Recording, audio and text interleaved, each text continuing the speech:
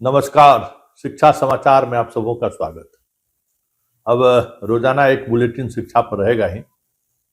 हजारों शिक्षक हमारे साथ जुड़े हुए हैं, तो कुछ न कुछ खबरें जो आ रही हैं, जो चुनाव की वजह से वो खबरें आप तक नहीं पहुंचा पा रहे थे, तो वो खबरें अब आप तक पहुंचेगी। और एक बात कहेंगे कि आप लोग धैर्य रखा कीजिए भाई। अब कल चलाए कि 2400 लोगों का हुआ, तो जिनका नहीं हुआ मैसेज पर मैसेज करने लगे, और फिर 1 घंटे बाद मैसेज करते हैं आ गया, मेरा चेक पूरा हो गया। इनसे बचिए भाई। जो चीजें एक बार नीतिगत निर्णय हो गया तो वो दिखने लगता है, लेकिन बहुत सारे ऐसे शिक्षक हैं जो पहले से जिनका जिला आवंटन है, उसका स्कूल आवंटन नहीं हुआ। आज विभाग में उस बात को लेकर भी थोड़ी चहलकदमी देखने को मिला है। ये करें, लेकिन बड़ी बात यह है कि बहुत सारे ऐसे स्कूल हैं इस ट्रांसफर की वजह से जो खाली हो गए हैं। जिला प्रशासन और जिला के शिक्षा विभाग के पदाधिकारियों को जिम्मेवारी दी जाने के बावजूद भी ऐसे स्कूल जो सुदूर इलाके में है, ऐसे स्कूल जो थोड़ा गांव ग्रामीण इलाके में है, वहां टीचर नहीं है। और जहां स्टूडेंट नहीं है वहां दर्जनों टीचर है। इस बात को लेकर भी समीक्षा हो रही है, उसको कैसे ये करें, व्यवस्थित करें। और शिक्षकों की कमी को लेकर जो छठे चरण में बहाली की बात हो रही है, हालांकि प्रोसेस बहुत धीमा है, लेकिन 2026-29 में फिर कुछ 2-4-10-20 हजार सीट की वैकेंसी निकाला जाए, इसकी कोशिश शुरू हो गई है। लेकिन अब सरकार के गठन के बाद मंत्री हमको लगता है सुनील कुमार ही बनेंगे। सब पुराने चेहरे सब रिपीट हो रहा है। हम इंतजार कर रहे थे कि शायद आ जाए तो वो भी एक खबर चलेगा कि सुनील कुमार पर नीतीश जी इतना भरोसा क्यों करते हैं। वैसे समझिए कि वो यही लोग रहेंगे जो पहले रहे, या तो विजय चौधरी कहलाएंगे इधर, या अशोक चौधरी को भेजिए। सब मतलब जो भी शिक्षा मंत्री रहे, देख ही रहे कि शिक्षा मंत्री बिहार के शिक्षा विभाग को कहाँ तक पहुंचाए हैं, सब आपको भी पता है, हम लोग भी देख ही रहे हैं। हाँ, ये जरूर है कि शिक्षा विभाग को फुल फ्लेजेड प्रधान सचिव मिलना चाहिए।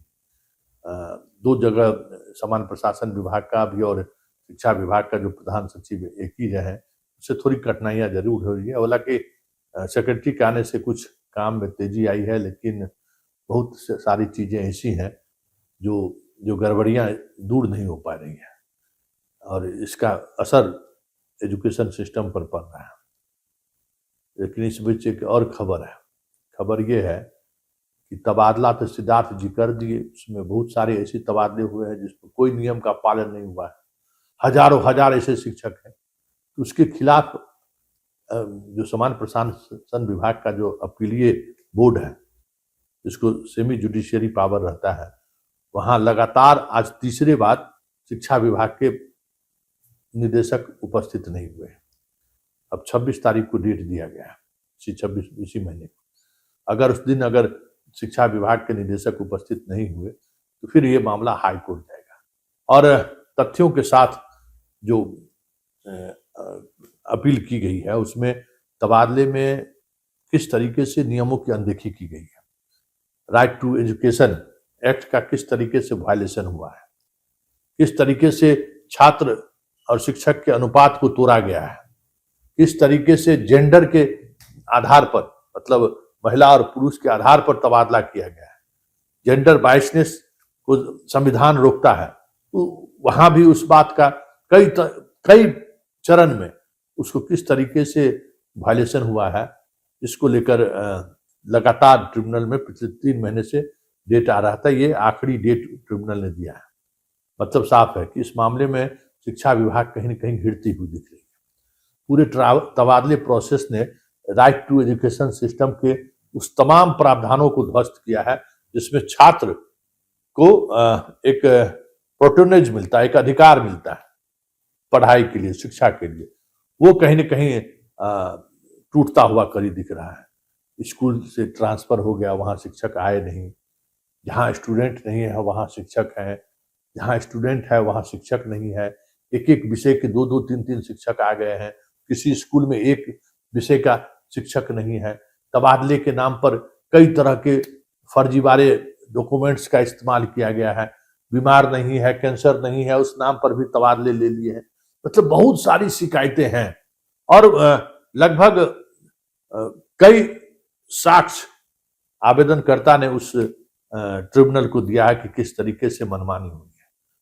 अब ये देखना होगा कि ये मामला ट्रिब्यूनल में 26 तारीख को क्या रुख लेता है, नहीं तो फिर हाई कोर्ट में सुनवाई तय है और हाई कोर्ट में सुनवाई हुई तो फिर सरकार के लिए मुश्किलें खड़ी हो सकती हैं, क्योंकि पहले से तबादले को लेकर बहुत सारे फाइल हाई कोर्ट में पहले से लंबित थे।